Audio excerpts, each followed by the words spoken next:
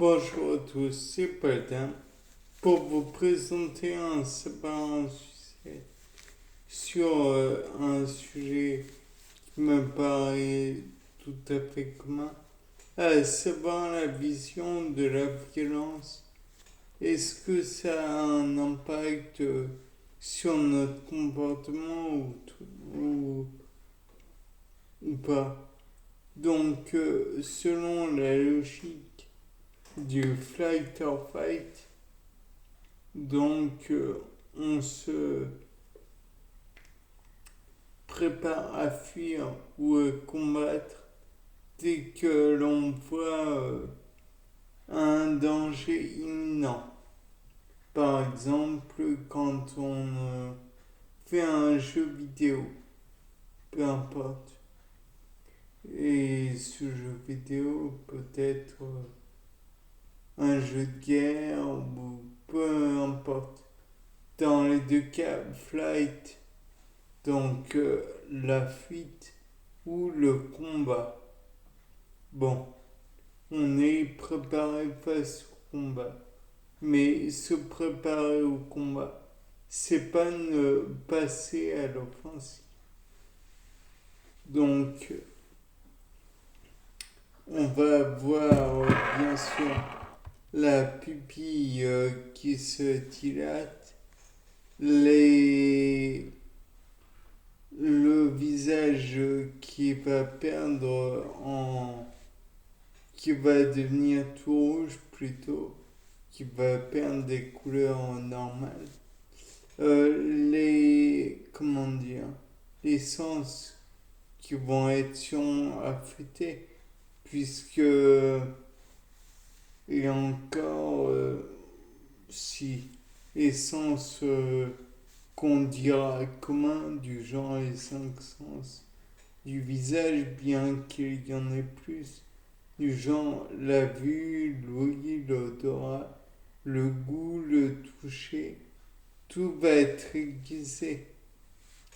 La réflexion sera forcément plus vive aussi, puisque on aura un apport violent de dioxygène et de glucose directement dans le sang, dans le cerveau,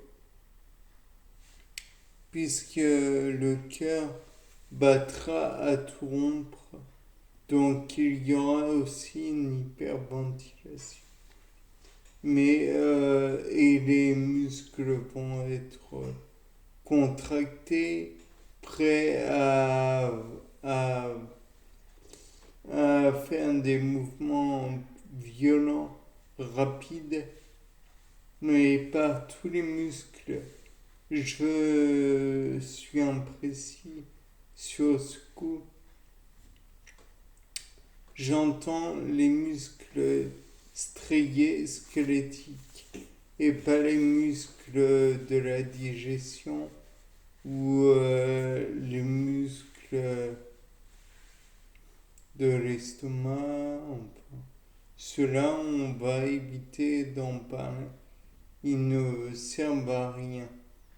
En revanche, il est possible que l'on soit pris d'un besoin, d'un mal de ventre, puisque on va contracter aussi les muscles autour de la paroi abdominale, voire les muscles abdominaux plus particulièrement, muscles grand 3 ainsi que muscles transverses, abdominaux transverses.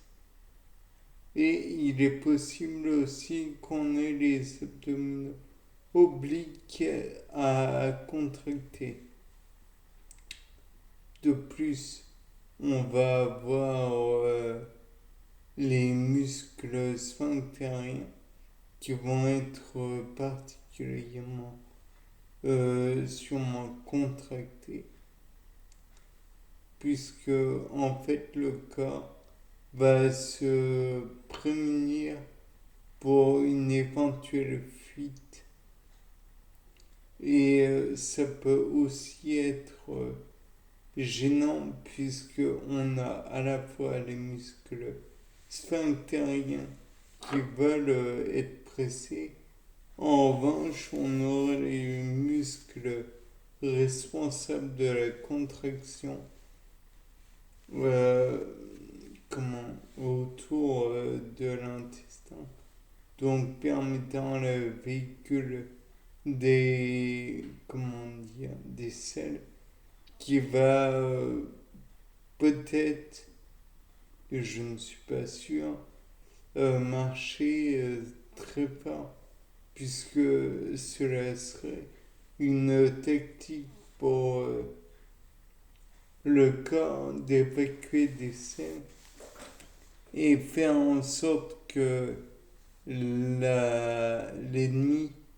aussi facultatif soit-il, prenne la fuite devant quelque chose de nauséabond.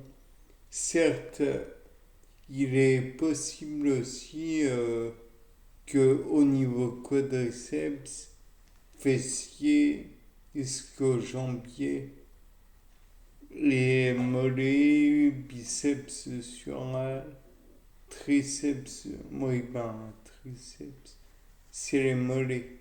Donc, triceps sural.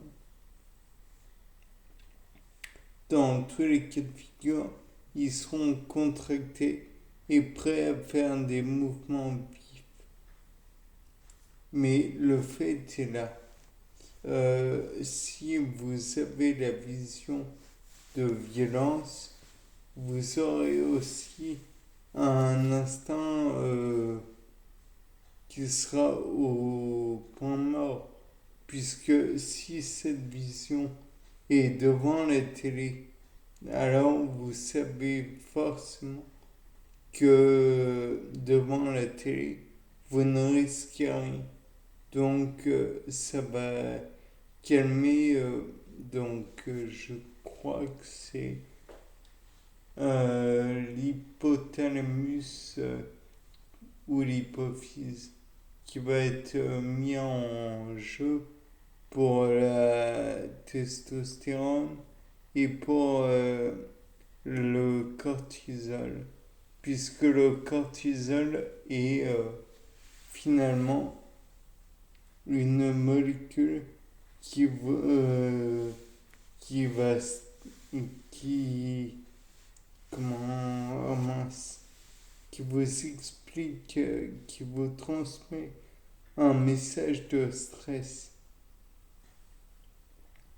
Certes, vous aurez aussi une hyperthermie, mais toujours est-il que la vision de violence ne vous fait pas, ne vous rend pas violent. Si vous êtes violent à la suite d'une vision de violence, c'est que vous avez peut-être eu des problèmes dans le passé.